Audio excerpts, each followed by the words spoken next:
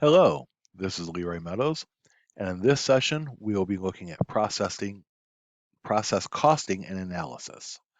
So let's go ahead and get started here. Let's talk about process costing and contrast it with job order costing.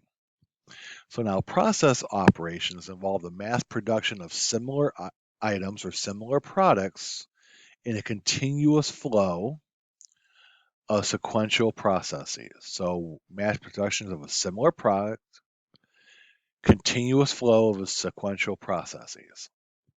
So each item will go through each step of the production process in exactly the same way as other items.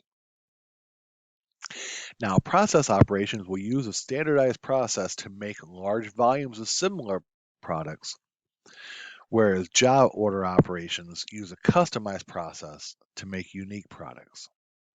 And as you can see here, we have some examples of items that are mass produced: cereals, pharmaceuticals, household supplies, soft drinks, beverages, trail mix, chocolate, and orange juice. Those are just those are just a small sample of things that are mass produced. So in a process operation, each process is going to be a separate production department or workstation. So each department is going to apply direct labor, overhead, and in many times direct materials to move the product towards completion. The final process or department in the series will complete or finish the goods and then make them ready for sale. Now, in the example here, we have an example of the production of Fit Mix. It's an organic trail mix made by Gen X Company. Fit Mix is manufactured in a continuous two-process operation, roasting and blending. Here in the roasting department, the company roasts with oils, salts, and organic peanuts. Then the roasted peanuts are transferred over to the blending department where workers will blend organic chocolate pieces and organic dried fruit with the peanuts from the first process. Then the blended mix is inspected and then packaged for sale. Now, one thing we're going to notice here in our comparison between job order costing and process costing, we're going to do a little quick compare and contrast. So the similarity is that both job order costing and process costing will involve the introduction and use of direct materials, direct labor, and overhead costs. And at the end of the day, both systems are going to aim to compute a cost per unit of production or service. Now, some of the differences are that the cost object here is the cost of the job itself, whether the job from last chapter involved in just painting a car. If so, what type of paint? Did we include the sound system? If so, what type of sound system? And then we get the cost per job. In a process cost system, the cost object itself is the actual department or the actual process itself. So the cost object here is the job. The cost object here, or what we're looking at getting the cost for, is the process or department itself. Now, another thing that's different is the cost per unit and how and when it's calculated. In a job order costing system, the cost per unit is determined after the job is completed.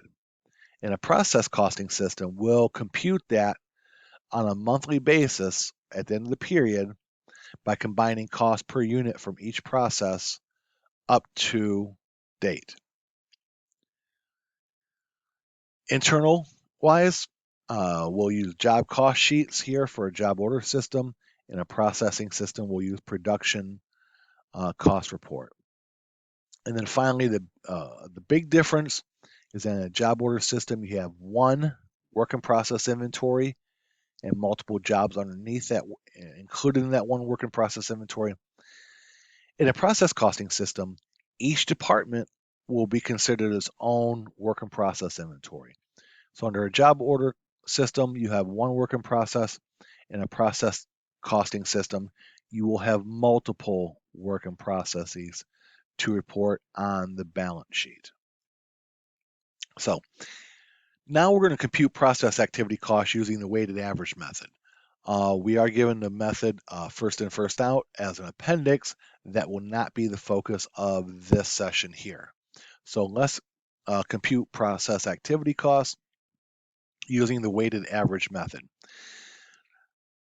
Now, we have 4 steps to demonstrate and how process costing uses the weighted average method. First of all, we have to determine the physical flow of units. Then we compute the equivalent units of production. Third, we will compute the cost per equivalent unit of production. And then fourth, we'll assign and reconcile costs. Now, these 4 steps are going to answer 2 questions. Or I need to know the answer to 2 questions before I can do this. One, how many units did I produce? And then 2, how much in total cost did I incur through the period? So, with that in mind, once we know how many units we produced, whether we completed them or not, and then 2, how much money did we spend this month? And that will help us to work through all 4 of these steps. So the first step is to determine the physical flow of units. Now, at the beginning of the month, we're going to have some work carried over from last month. That's our beginning work in process inventory. And for the roasting department for FitMix, we started out with 30,000 units.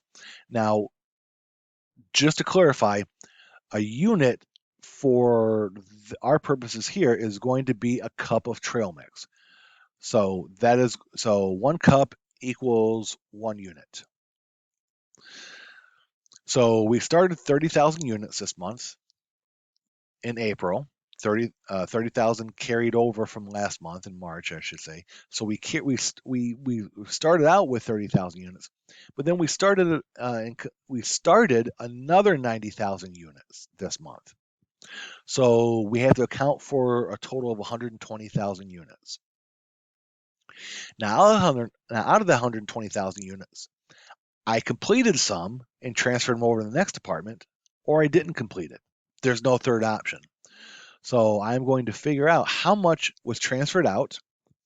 And in this case, 100,000 units were transferred out, leaving 20,000 units in ending work in process inventory. So I have 120,000 units to account for, and I counted for that 120,000 units. 20,000 still in ending work in process inventory, and the other 100,000 units were completed and transferred out. So you'll see here, and then we have the reconciliation. And what you're going to see is different parts of the production cost report. You're going to see these each step of the way through all 4 steps. So we have our reconciliation here. I needed to account for 120,000 units. I accounted for 120,000 units. Now, step 2 is going to be compute the equivalent units of production. Now, I know how much units I transferred out, right? Okay, I transferred out 100 units. Now, we're going to track these in 2 different cost categories, if you want to call it that. One cost category is going to be direct materials. And we're going to separate those costs from all the other costs, which we're going to consider conversion costs. Remember, conversion costs are all costs that convert direct materials into completed units. So conversion cost is going to be a combination of our direct labor and our factory overhead. So we're going to track these separately. So all the way down the line here, from here on out, we're going to track these units separately in steps 2, 3, and 4. Now, ending work in process inventory. I know that I have some units that were started and completed, or started and not completed, right? That's why they're still in ending work in process inventory. Units completed and transferred out, Those have all the conversion costs associated with it. They're fully converted, and they have all the direct material, so they're fully completed. So when we talk about equivalent units of production, we're focused on taking the ending work in process inventory and figuring out how far along in the process they are, or how far along they are complete. Equivalent units of production, a simple way to do it is to say that, um, let's see, I have two pies. I have a half of a pie here. I have a half of an apple pie here. And lo and behold, I find another pie tray with another half of a pie. So I ate the first half of my pie. Somebody else ate the half of their pie. So how equivalently, or if I was to restate this in terms of whole pies, how many pies do we have left? We have a half a pie from one pie pan, half of a pie from another pie pan. So I have the equivalent of one pie, right? So 2 divided 1 half plus 1 half equals 1.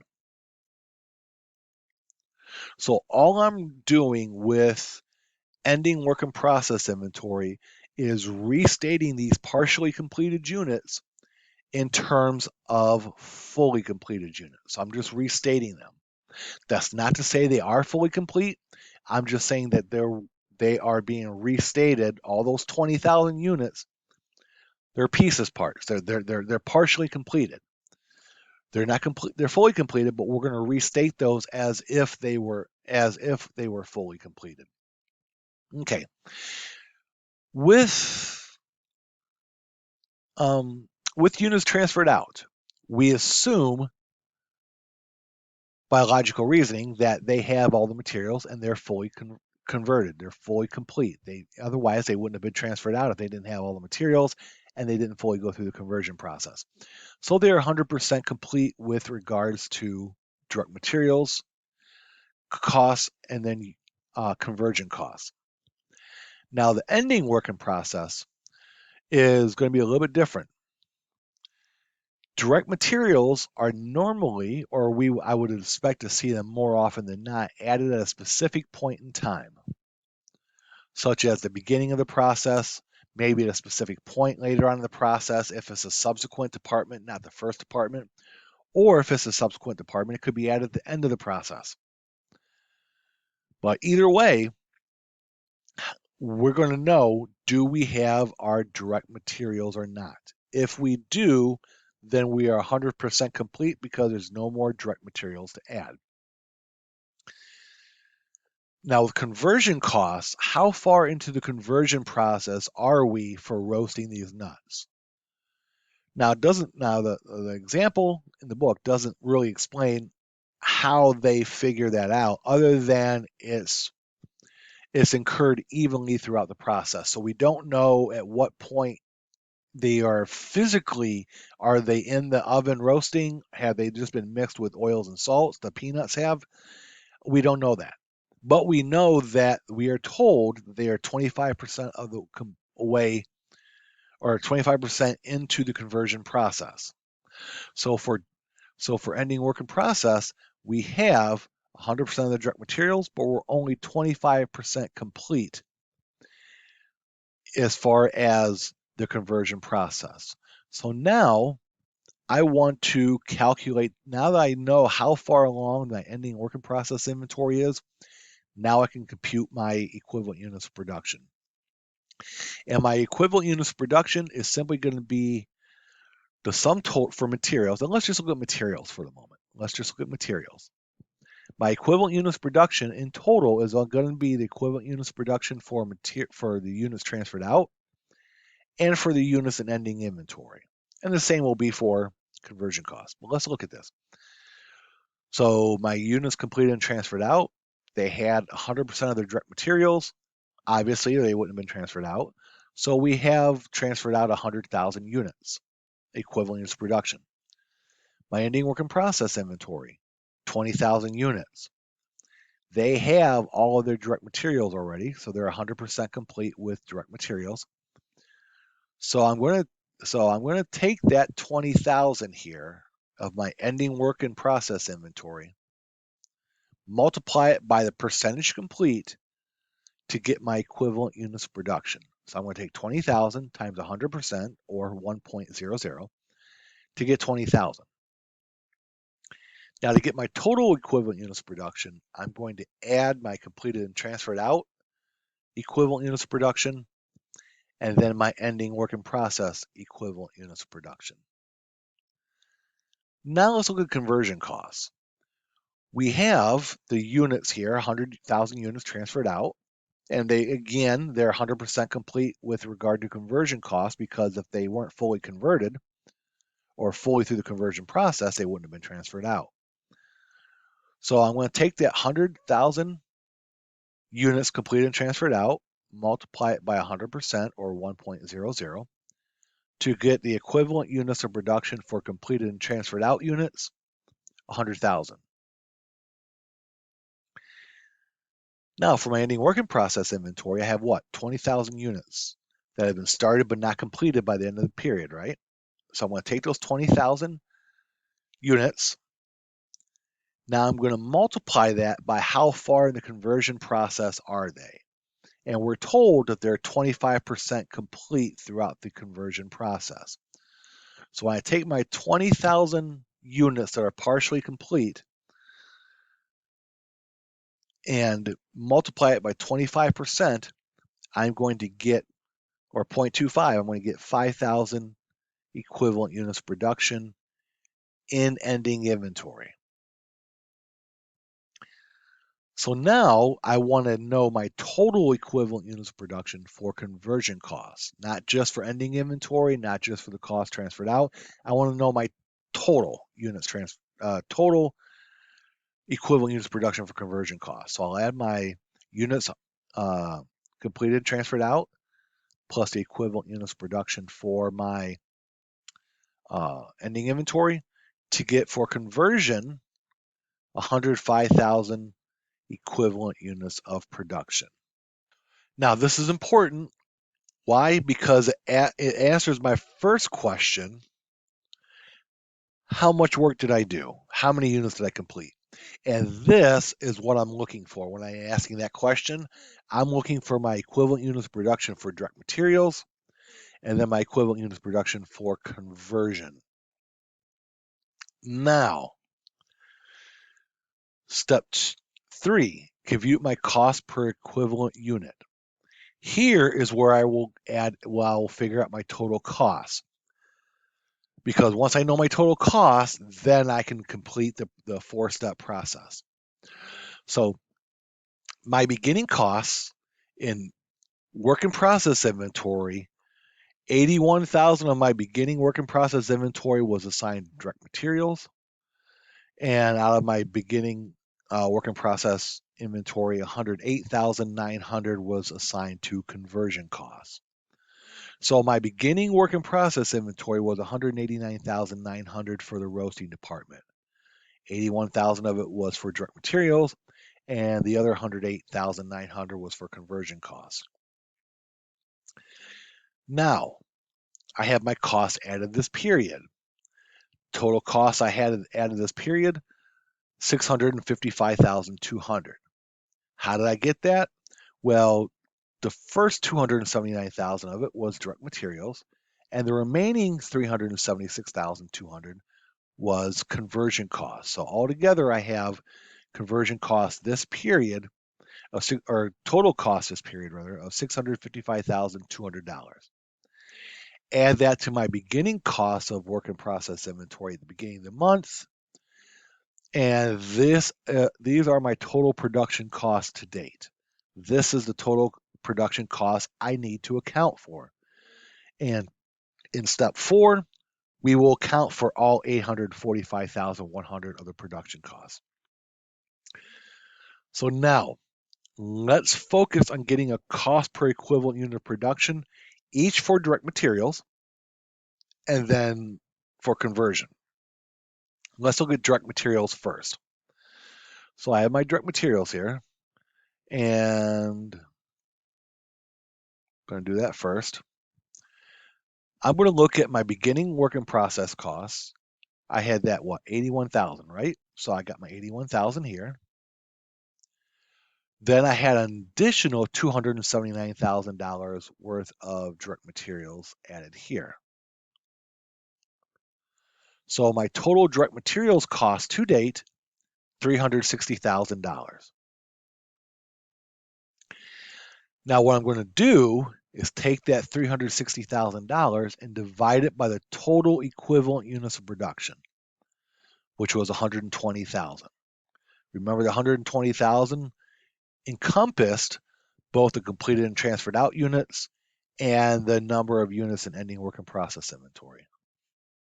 So I'm going to take my total costs of direct materials accumulated from the beginning of the period that carried over, plus my cost added, $360,000, and divide it by my total of 120,000 equivalent units production to get a cost of $3 per equivalent unit of production. Now, let's take a look at conversion costs, and we're going to get right here, my conversion costs. How much of my beginning inventory was assigned was of conversion costs?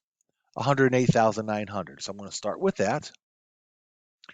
Add in any conversion costs added in throughout the period, and we were told here that it was 376,200. So I'm going to add that here. So my total conversion cost to date from the beginning of the period and then anything added on throughout the month, 485,100. Now I'm going to divide that total cost by the equivalent units of production for conversion. What was my equivalent unit of production for conversion? Remember, we had 100,000 units transferred out. And even though we had 20,000 units still in process at the end of the month, they were only 25% complete. So I only had 5,000 equivalent units of production. So the total equivalent unit of production, 105,000. And that's what I'm going to take into account here. I'm going to divide my $485,100 of total costs divided by my equivalent units of production for conversion to get a cost of $4.62 per equivalent unit of production. Okay, now this is key here because this has got to be right. That $3 per equivalent unit of production for direct materials and $4.62 per equivalent unit of production for conversion. Because based on these two numbers right here, we are going to be able to assign cost to our ending inventory as well as the units transferred out to the next department. Okay, so based on those here, I'm going to be able, I have 100,000 units transferred out, right? We transferred out 100,000 units that were completed, transferred to the next department, to the blending department. So I'm going to take my 100,000 units transferred out and multiply it by $3 cost per equivalent unit to get a total direct materials cost for those units transferred out of $300,000. Then I'm going to take my 100,000 equivalent units of production for the units transferred out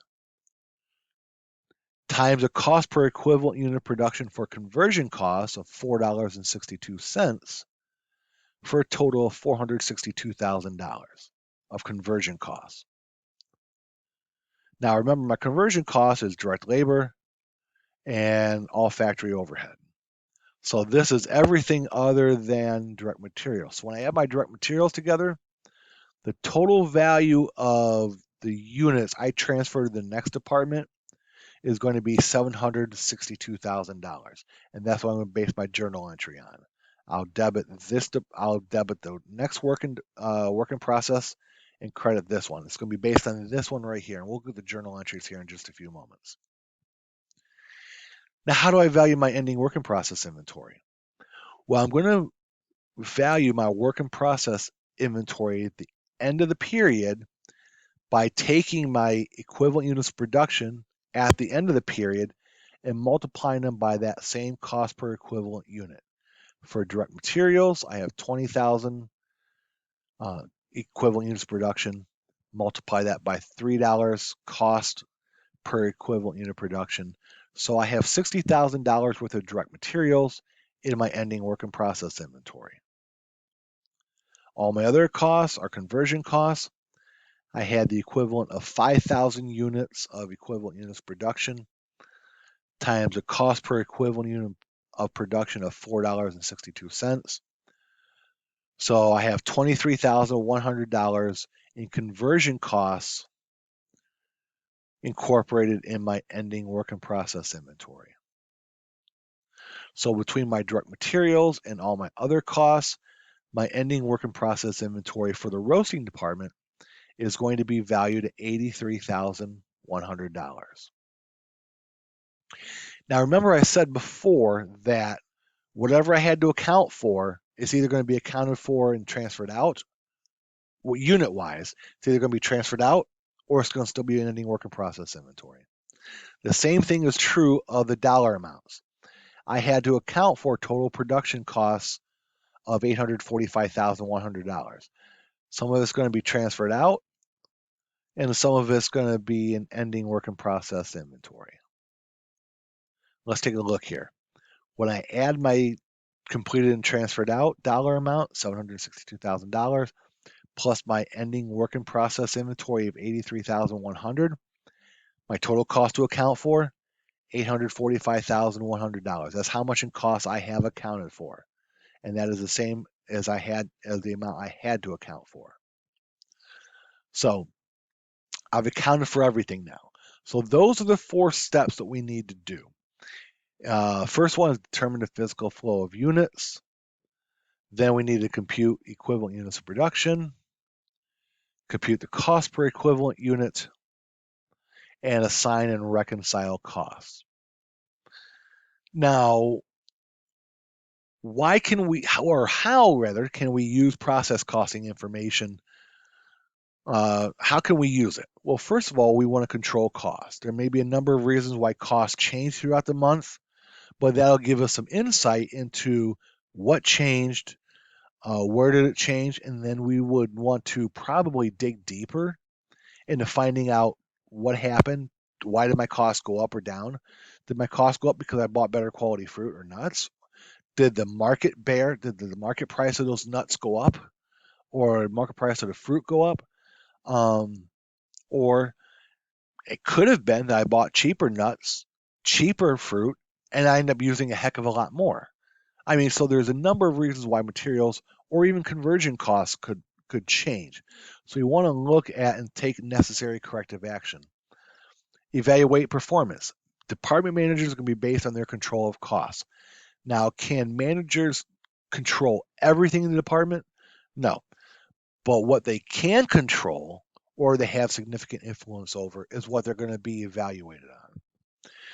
We can also evaluate process improvements. If we've just implemented a process improvement, let's say at either the end of the month or let's say in the middle of the month of last month, then we can compare how our new numbers look versus what our old numbers look prior to that change to see if there was any improvements or maybe things went down.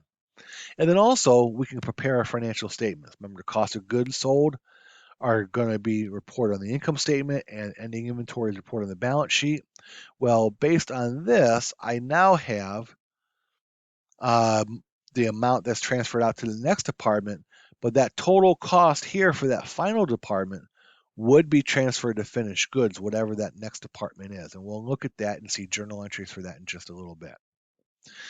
But anyway, this is what we can use process costing information for: to control costs, evaluate the performance of those who have control over the costs and those who are in authority and those who have the ability to control the cost, evaluate process improvements, and then finally to prepare our financial statements. So now let's look at preparing a production cost report using the weighted average method. Now, as you're going to see here, this report is going to include all 4 steps. It records the physical flow of units. It records the equivalent units of production for direct materials and conversion. It has a cost per equivalent unit of production for direct materials and for conversion, and then we're assigning the costs here. So this process cost report is going to just basically be in a report form showing all 4 steps in sequential order here. The units to account for, calculating the equivalent units of production, calculating the cost per equivalent unit of production, and then cost assignment. How much of the cost that we incurred are completed and transferred out, and how much remains in ending work in process inventory. Now, let's record the flow of production costs and process costing. So let's take a look here, and let me find my mouse because it completely disappears on me all the time. Now, although on the process reports, production cost reports, we combined what? We combined direct labor and factory overhead together on the production cost report. We do account for those separately in the general ledger or on the books. So let's take a look at the 3 things, the 3 costs that go into the making of a product. We have a raw materials inventory. Then we have factory payroll and factory overhead. Raw materials inventory will either be direct or indirect, and they'll be transferred to the direct materials will be transferred to the respective work in process department that they were used in. Indirect materials be assigned to factory overhead. Then we have labor. Direct labor will be assigned to the specific department or process that it was incurred in. And then indirect labor will be assigned to factory overhead. And then factory overhead will not only include indirect materials and indirect labor, but also all other overhead.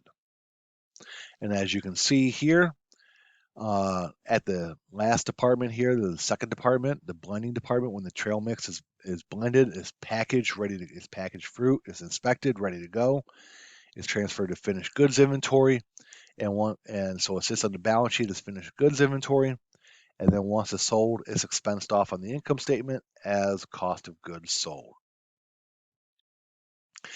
Now, we're given all the cost data for the month here for Gen X for both departments. So with this, we can make our general ledger entries at the end of the month. We'll for the purchase of materials, we'll debit raw materials inventory and credit accounts payable. We're assuming we purchase it on credit. Then, when we record the direct materials used, we'll figure out the total direct materials used and then assign it to each work in process inventory that direct material was transferred to or requisitioned to. We had total direct materials used of $381,000. Of the $381,000 of direct materials, $279,000 went to the roasting department, and the remaining $102,000 went to the blending department. Now, for indirect materials used, remember we assigned indirect materials to factory overhead, and then in this case it was $71,250. Now with direct labor, we're going to record all the direct labor used for the whole month, and out of that, which was $354,160. Out of that, $171,000 was used in the roasting department, and $183,160 was used in the blending department. And so that's where we record our direct labor, and then credit factory wages payable. Then for indirect labor used, remember any indirect labor is charged to factory overhead, and that was in the amount of $78,350. So far, with the exception of some modifications, because we have multiple work in process inventories, our journal entries have been the same pretty much as job costing or any other manufacturing costing, because the only difference is we have multiple work in processes. So out of our total factory wages payable, we got to split it up by department. Same with direct materials.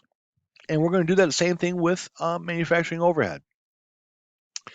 So let's assume that there was another $275,392 worth of overhead that occurred, separate from indirect materials and indirect labor. And then we have the breakdown here. Part of it was prepaid insurance, part of it was utilities payable, some other overhead we paid in cash, and then we have accumulated depreciation on the factory equipment. Now, we have we have total, uh, at the beginning of the period, remember we compute our predetermined overhead rate. And in process costing system, a lot of times there's no way to really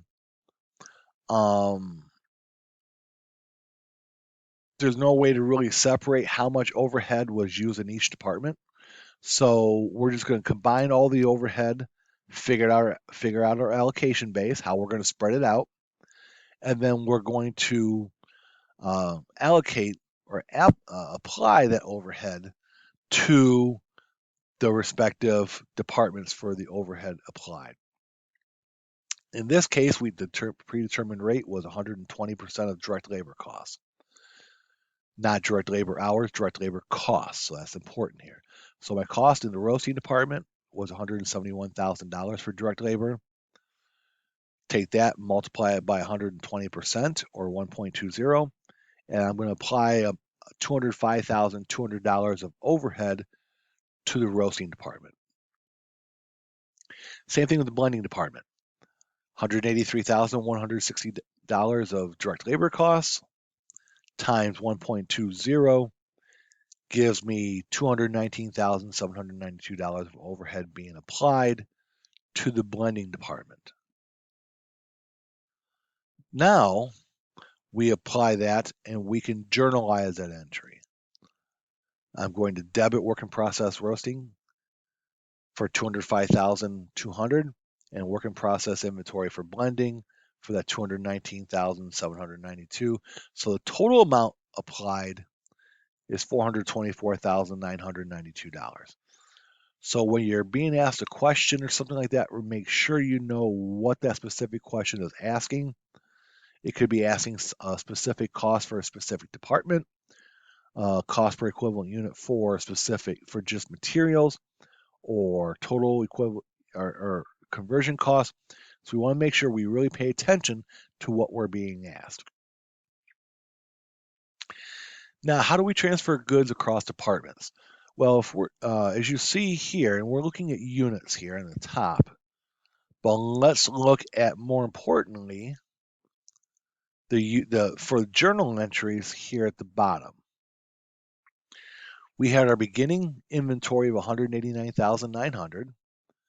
Then we added in $279,000 of direct materials and conversion costs of $376,200. That would be direct labor and factory overhead applied. So we have a subtotal here of $845,100. Subtract out my ending inventory, and I figure out that my transferred to blending is $762,000. Now, if that number looks familiar, it is, because let's go back a few slides, and let me go back here.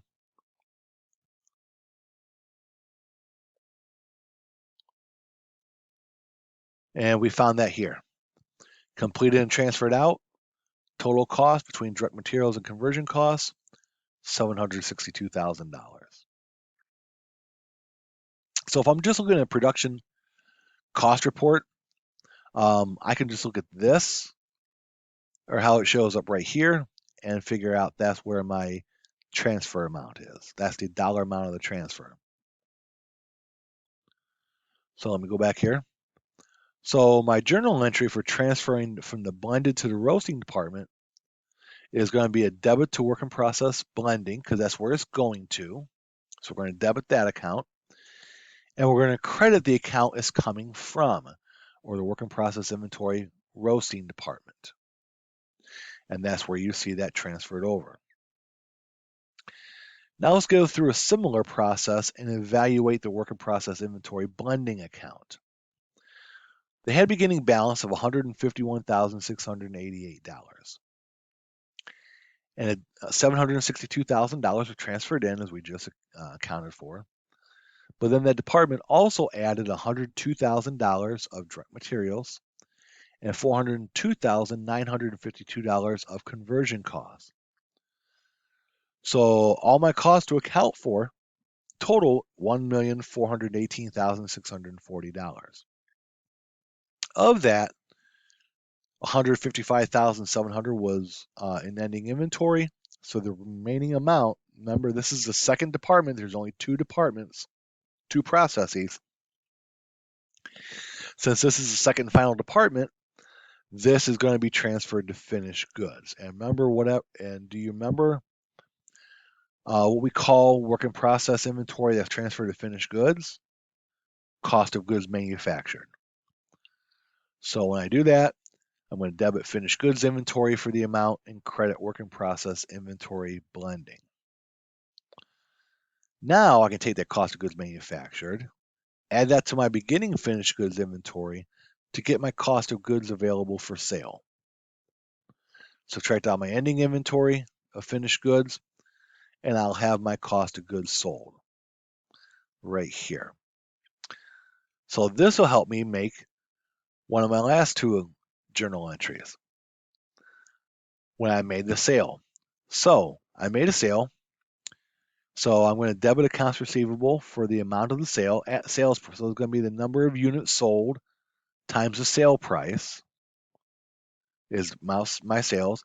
And because they're not paying in cash, I'm going to debit accounts receivable, and we'll get that in 30 days, 60 days, what have you. And then after recording the sale, what also do I have to do? I have to remove the inventory that was sold out of inventory and expense it off as cost of goods sold. And that's where I have it. I'm debiting cost of goods sold, the expense account there, and crediting finished goods inventory. So as we see for our financial statement reporting, sales minus cost of goods sold gives me my gross profit. Remember, our gross profit percentage is taking this gross profit dollar amount here and dividing it by sales, in case you're asked about gross profit percentage or gross margin. In our balance sheet for Gen X, we have our raw materials, we have our finished goods, and we also have our work in process inventory, $238,800. Where do we get this? This is the ending work in process inventory that's combined from the roasting department and the blending department. Now, one thing we also want to look at is the cost per unit completed. How do we get that? Cost of goods manufactured this period divided by the number of units transferred to finished goods. And that's where we'll get our cost per completed unit. And this is important to know because if our costs come in higher, what's going to happen? If our sales price stays the same, but our cost of goods come in higher, then my gross profit will be less. So this is going to be an important, while those other cost per equivalent units of production for materials and conversion costs in their respective departments is important. Why is it important there? Because it can narrow it down to if we have a problem there, then we can address it and fix it before it gets too far down the line or before things get too crazy. This total cost per completed unit helps us in making pricing and product mix decisions. Now, there are some trends in process operations. We're just going to go through these really quickly here. Process designs. We're working towards more efficiency, so we want to increase our production efficiency by improving our processes and how we produce. Just-in-time production. By moving more towards a lean production, we can reduce the amount of money tied up into inventory. Because we're not ordering it until we actually need it. That means that if we're not producing as much, then there's going to be a lot less inventory at the end of the month, a lot less inventory sitting in finished goods. So we're going to have a lot less inventory, money tied up in inventory that could be used for other purposes. Robotics and automation. Many production processes are automated, and what happens is this results in reduced direct labor costs. And if we have machine learning, that can lead to process improvements that reduce costs and increase efficiency. Then we have continuous processing. We are continuously processing products through the manufacturing products. So like Pepsi Bottling Company, materials will move continuously through the manufacturing process. And they will have a materials consumption report that will summarize the materials used. And so we know and that will replace materials requisitions.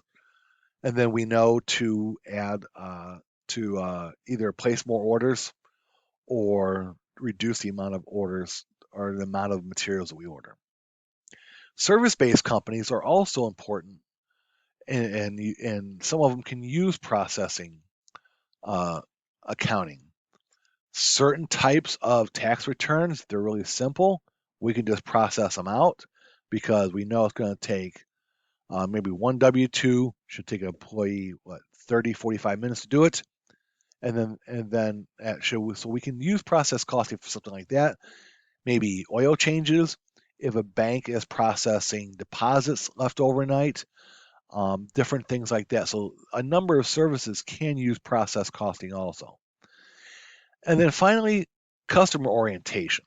The focus on customer orientation is going to lead to improved processes. If a manufacturer of control devices improve quality and reduce production time, that can lead to a happier customer. Why? Because the customer's going to get their order. Customer will get their order faster, but then also they're likely to get higher quality as well. So, one last thing that we need to look at here is hybrid costing. And the reason we need to look at this is because now that we've looked at job costing and process costing, we can look at hybrid costing systems. And a hybrid costing system is just simply any system that uses features of both process and job order costing. So something may have, we may process certain things up to a certain point, and then certain other things be customizable. Um, so anytime we use a hybrid costing system, it's probably going to be named some type of operation costing system. An operation costing system is a hybrid system that contains features of both process and job order costings. And so it requires a hybrid costing system to determine what the cost of products and services are. Now, and this is used because we want to standardize the processes, but yet still give uh, customers choices to meet their needs, to meet the demand. And with hybrid processes, it's going to be important to monitor and control costs because now we have two different cost systems in place combined into an operation costing system. So that means we will really have to pay attention to those costs. It's not just, it's not something like where it's not as important. We need to really it's not as important as either job costing or process costing. So therefore, we don't have to worry about it as much. Yes, we need to monitor and control costs as if we were a pure job costing system or a pure process costing system. And here is an illustration of hybrid costing, where we have here we would have our process costing system here, where we have direct materials and conversion costs to get our total assembly process costs for those cars that are completed and put together. But customers usually have some choices. And in this case, the customer can choose what type of wheel they want. They can either have the $240 wheel, which I'm assuming is a cheaper wheel, middle of the line wheel, $330, or they can take the top notch wheel at $480. And the same thing with sound systems. They can either get the cheap sound system of $620, a mid-grade sound system of $840, or the customer can choose the highest grade sound system at $1,360. So here's an illustration of a hybrid costing system where part of the costs are going to be standard on a per unit basis, for our direct materials, conversion costs, and so forth. But then we have additional charges based on what the customer chooses.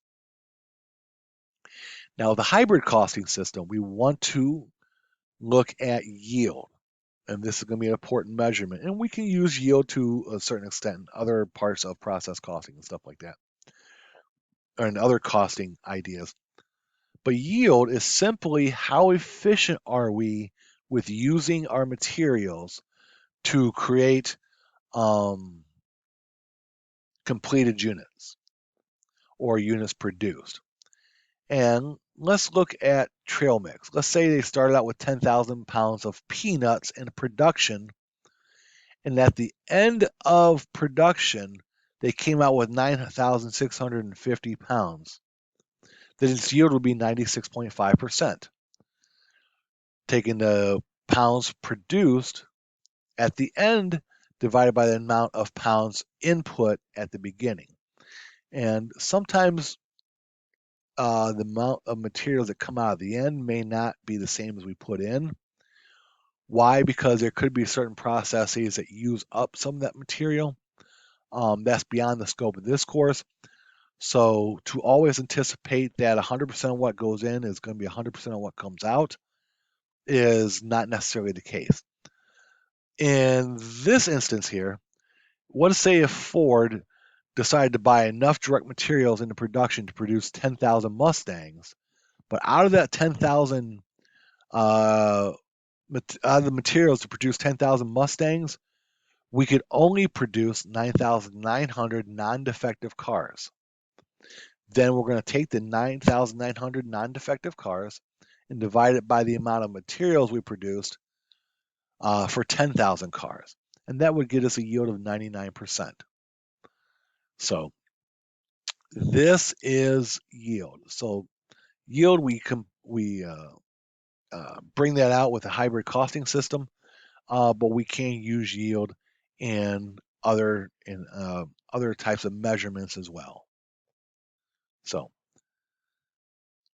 this is Leroy Meadows. Thank you, and have a good day.